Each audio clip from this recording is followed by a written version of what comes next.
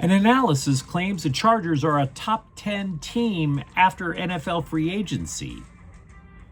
Yoshinobu Yamamoto gets a consolation prize after Japan gets bounced from the World Baseball Classic. And I want to delve into whether JJ Redick is actually a good coach. Good morning. I'm James. And this is your daily dose of sports and snark for the greatest sports city in the world, Los Angeles. This is the Faithful Angelinos Morning Report. So it is March 17, 2026. Welcome back to the show. We added a new subscriber to the Angelino Familia yesterday. Thank you. We're going to do our best to keep you informed. And if you like being in the know about LA sports, clickety-clack the like button. Clickety-clack the subscribe button. There's a notification bell. Hit that. It'll let you know when we drop an update. Sharing is caring. Let people know we exist. By all means, comment. Now, before we go through the news and notes, a quick look at the scoreboard. Lakers 100, Houston 92. Luka Doncic scored 36 points. San Antonio 119, Clippers 115. Darius Garland scored 25. Kawhi Leonard didn't play. He's day-to-day. He's got an ankle injury. And the Kings took care of business in New York. Kings 4, Rangers 1. Alex LaFerriere with a goal and 2 assists. Meanwhile, today, LAFC is at LD Alajuelense at 6 o'clock. It's the second leg of the CONCACAF Champions Cup. Tied in goals at 1 apiece. The black and gold, they were tied home last week in a bit of a surprise. But with that out of the way, let's get to the news. I want to start by talking about both NFL teams because there is a new theory being amplified by the scribes, by the social medias, by the bloggers that needs scrutiny. That the Chargers have a top 10 roster after free agency.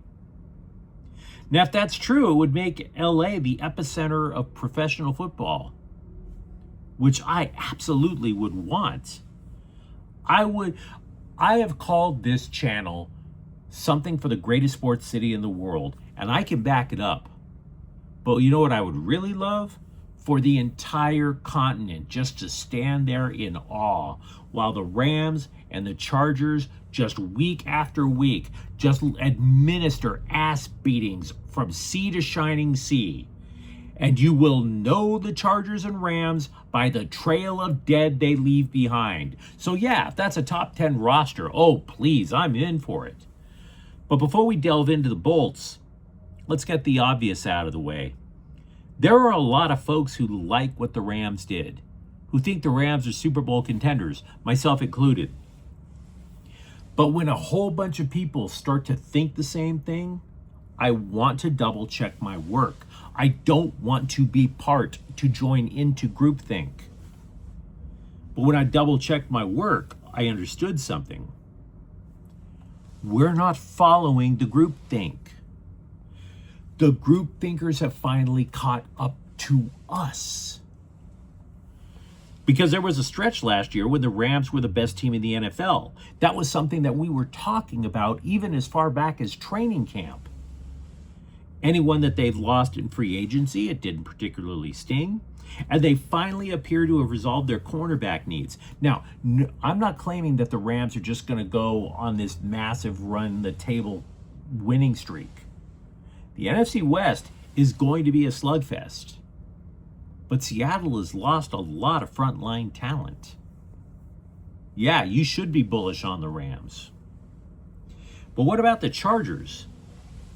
Because we've been working on the theory that the Bolts offseason, despite entering with the second most cap space in the NFL, has been sub-meh.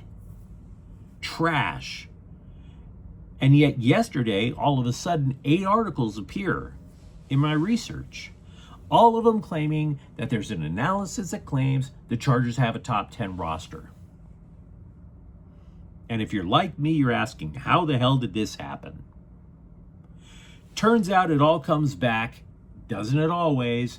All these scribes point to one analysis by one guy, Mo Moten of the Belcher Report.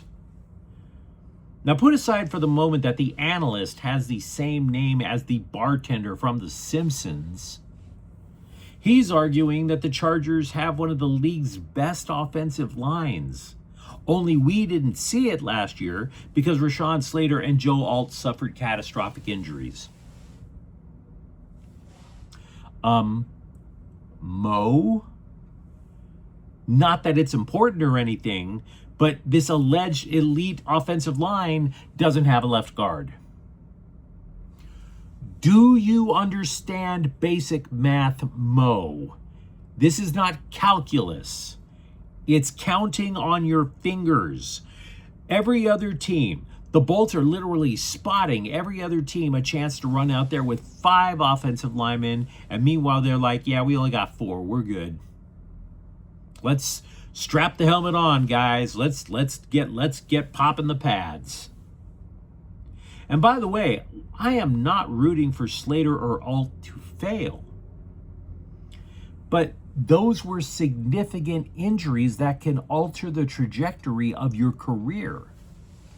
It is not a guarantee that both of these guys are going to come back at their previous levels.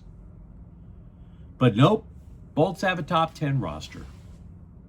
Let's just blow that story up. And by the way, what does Moton base this on? Does he base it on analytics? Has he interviewed a bunch of executives who go, hey, on the down low, they're really building something there? No. He cites nothing other than his own opinion. And then like lemmings, like clickbait junkies, the bloggerati just scattershots it out there, and we are all expected to believe this crap. Remarkable. I will say this. I mean, the Chargers, much like the Rams, picked their poison. The Chargers did, because the salary cap only allows you to build, they never allow you to build a complete roster with the salary cap. The Chargers picked their poison with the interior offensive line. The Rams died with their cornerbacks. The Chargers keep dying with their interior offensive line. Right with those bull rushes up the middle. But I will say this. If you are looking for optimism about the Chargers, real talk, I took a second look at Mike McDaniel's offense. There is a lot of subterfuge involved. Misdirection, different personnel looks, bootlegs, waggles. I think what the Bolts are trying to do is to confuse opponents for just a little bit longer. Not multiple seconds, just one will do. That 1 second for Justin Herbert to get the ball away where he couldn't last year. So, it is damn sure not a top 10 roster. They're just hoping some offensive sleight of hand will do the trick. Let me know, of course, what you think. Now, having said all that, the Chargers might wind up with a left guard soon. They invited free agent Spencer Burford, who started for Scum Francisco for 4 years. They invited him by for some punch and pie. Pro Football Focus, or PIF, rated him below average among 81 guards. But below average is at least better than the flaming hot trash that the Bolts threw out there in the interior for the last couple of years. So he might be a decent fit. We know that the new offensive scheme is going to rely heavily on zone blocking instead of power blocking. The Niners switched back and forth from both zone and power blocking while Burford was there. So if you're a Charger fan, let me know what you think.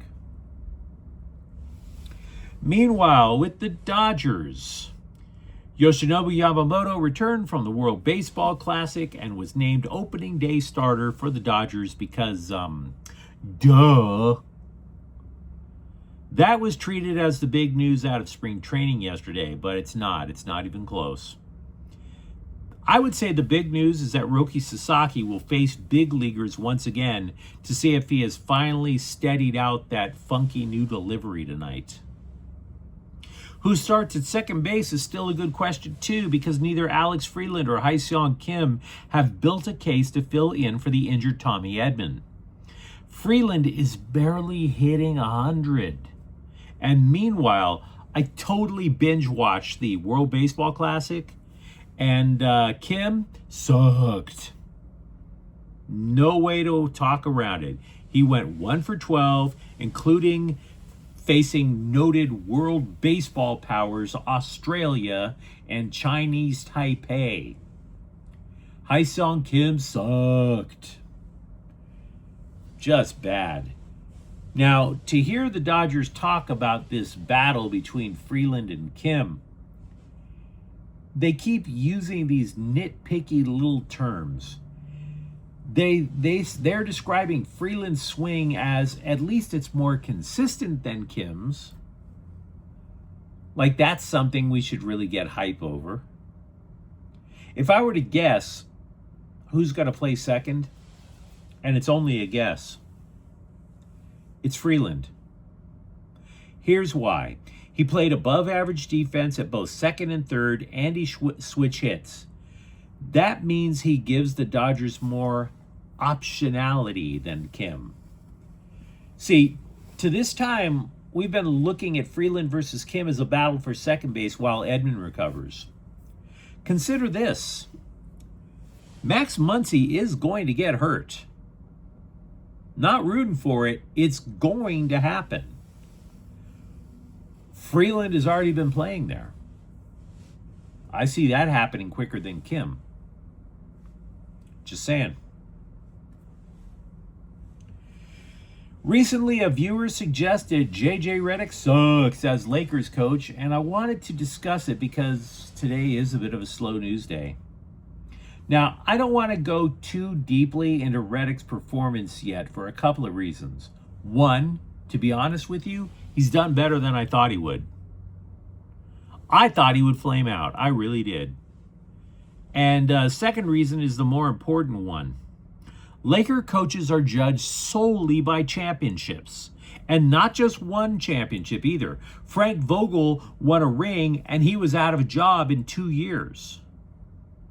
So, the reason for optimism, the reason to appreciate Redick, is that he is continuing to learn and adjust and come up with ways to beat teams that handled the Lakers in the past.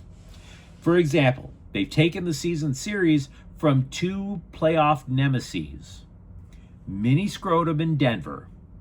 And by the way, if the playoffs started today, the Lakers would play Mini Scrotum with home court advantage. The Lakers are currently on track for a 50-win season.